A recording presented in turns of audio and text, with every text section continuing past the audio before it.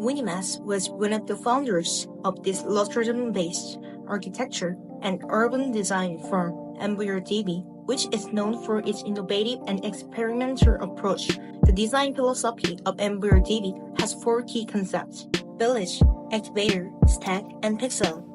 Founded in 1993 by Winnie Mass, Jacob Ben Reyes, and Nathalie de Bries, EmbryoDB has completed several notable projects, including Villa VPRO, WO Apartments, and Markthal, Rotterdam. In October 2004, EmbryoDB and developer Probest won a competition organized by the city of Rotterdam to design a new Markthal at Binnenrode. Due to a ban on selling fresh and chilled food in open air, the municipality aimed to expand the exciting market with a covered edition. There was also a broader goal to increase residential density in the city center to support local business. The project required a smart integration of housing, parking, and a market hall in a single efficient design. More than just a building, the Markthal was envisioned as a catalyst for revitalizing the Lawrence Quartier neighborhood and strengthening the eastern part of the city center. The city needed a highly public, bright, and accessible structure.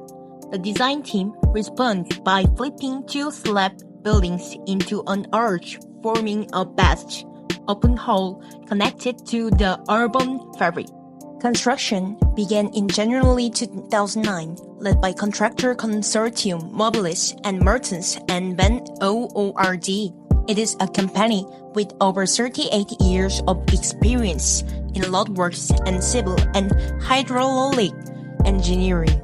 They focus on innovative and sustainable solutions to improve safety, mobility, water quality, and quality of life. They stand out in the market by combining technology and knowledge, using smart systems and logistics, and emphasizing the importance of their people working on land, water, and the areas in between. The foundation and 5-story parking garage has been realized by the combination of Mertens Ben OORD and Mobilis.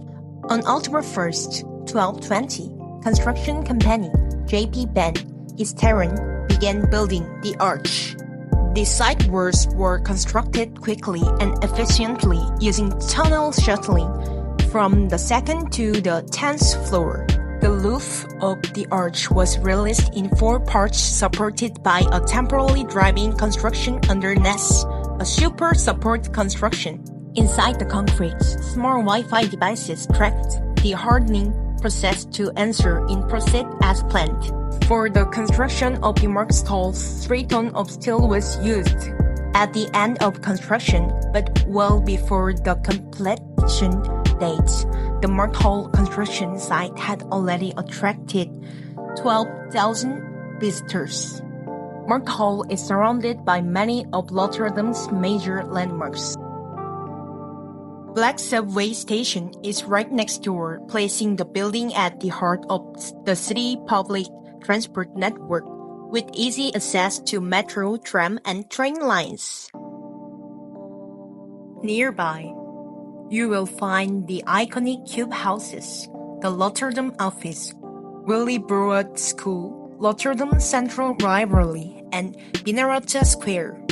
This vibrant mix of culture, architecture, and infrastructure makes the area not just a destination but a key point of connectivity within Rotterdam. The construction of the Markthal in Rotterdam faced several significant challenges during foundation work, particularly due to the high groundwater level, unstable soil, and deep excavation depths required. The Markthal was built on the site of an old dike along the River Lotte, diverted in 19th century. The underlying soil remains wet and weak with deep layers of peat, clay, and sand. Rotterdam, sitting along the New Maas River, is largely built on low-lying reclaimed land. It is land where water is artificially drained. In many areas, groundwater lies under 1 to 3 meters from the surface.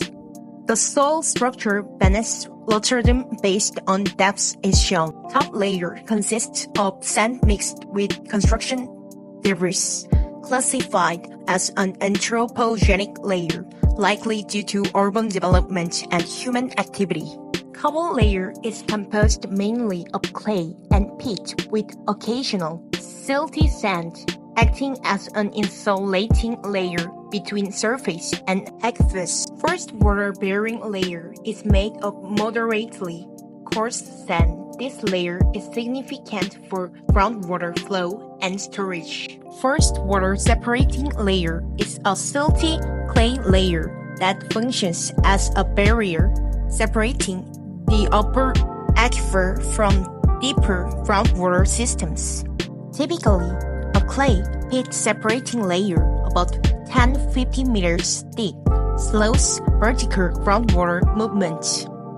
But in Rotterdam, past peat mining has weakened or thinned this layer, making it easier for deep groundwater to seep upwards, called upward seepage.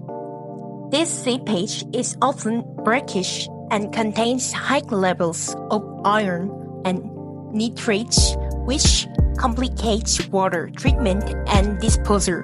Deep excavation in wet soil is dangerous. When digging below the groundwater table, the water pressure increases with depth. Uplift pressure, the strong upward force exerted by groundwater at depths, increases as you dig deeper below the water table. This force pushes against the base of your excavation and becomes a major threat. Once soil is removed, its weight no longer counteracts the force from below, leaving the pit vulnerable to heat. The construction pit will flood or bulge up. Major risks like bottom heap, flooding, structure damage are likely to happen. The base of the pit can bulge upward or even rupture, or if pressure exceeds the soil's strength, groundwater can burst in from below. During construction, movement or cracking of the foundation can compromise the entire structure. Wider impact of high groundwater includes damage to lots and basements, or flooded gardens and soggy landscapes.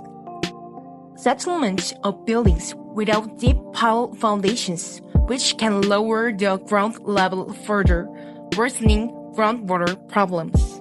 Let's see how marked hole solved this problem. The marked hole required an excavation depth of around 50 meters for each foundation and underground parking facilities. However, groundwater was already present at 3 meters below ground, and controlling this water was critical to maintaining a stable construction site. To prevent a pit flood of the construction site, the sheet piles were placed around the perimeter of the site. To prevent uplift of the cofferdam, the risk of it floating due to groundwater pressure, concrete tension piles were installed. The pile heads are 15 meters below the surface. The pile was bonded with the soil using concrete grouts for better friction.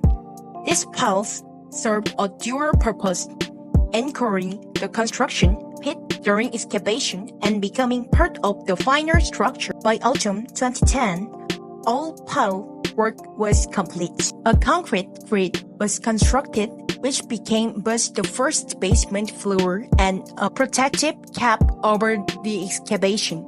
It worked as a bracing frame, a concrete framework that prevents the seat piles from being pushed inward as the excavation continues deeper. With the site stabilized, pumps were brought in to temporarily excavate down to 8 meters, allowing archaeologists to explore historical remains of Rotterdam's first settlement. To reach the full 50-meter depth safely without overloading the structure, The site was filled with water, creating a controlled underwater environment. This equalized pressure with the inside parts of soil and reduced risk of collapse. Cranes on floating platforms, guided by GPS, carefully dug the site.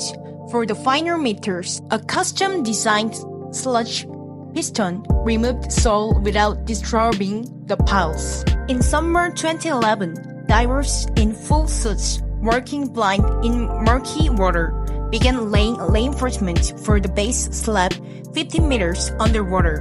Over 72 hours, they poured a 1.5 meter thick underwater concrete floor using 1,500 truckloads of specially formulated concrete, the kind also used in offshore oil platforms. While the concrete hardened, a dragon boat race took place above, a farewell celebration to the temporary lake in the city center. By December 2011, the site was slowly pumped dry. With the groundwater managed and excavation complete, the iconic arch of the Mark Hall could finally rise. This process ensured that the building would rest securely even in Rotterdam's challenging, water-saturated soil. This week, we explored the challenge and overall process of basic foundation works. In the next episode, we will take a closer look at each of these steps. How the pile was placed, how the bracing grid was cast, and how engineers managed the water pressure down to the very last detail.